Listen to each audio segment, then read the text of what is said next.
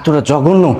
তোমার যদি এই সমস্ত কথাবার্তা সমাজের লোকজন সমাজ যদি শোনে, তাহলে তোমার ছেলের ভবিষ্যৎ কি হতে পারে একটাবার ভেবে দেখেছো?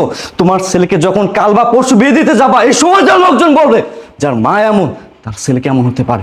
কোনো কিছু না চিন্তা করে পরকে নামক একটা নক্কার সম্পর্কের মাঝে জড়ায় গেলা, তাও আবার কার সাথে? আমার নিজের ভাইয়ের সাথে।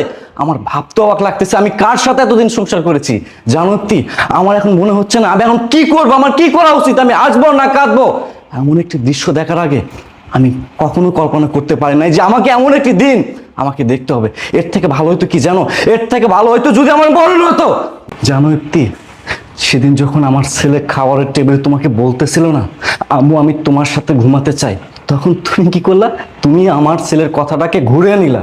তখনই আমার সন্দেহ হয়েছিল আমার ছেলে আমাকে কিছু একটা বলতে চায়। তখন আমি আমার ছেলেকে জিজ্ঞেস করি, বাবা বলতো কি হয়েছে? তখন আমার ছেলে আমাকে বলে, বাবা তুমি যখন অফিসে চলে যাও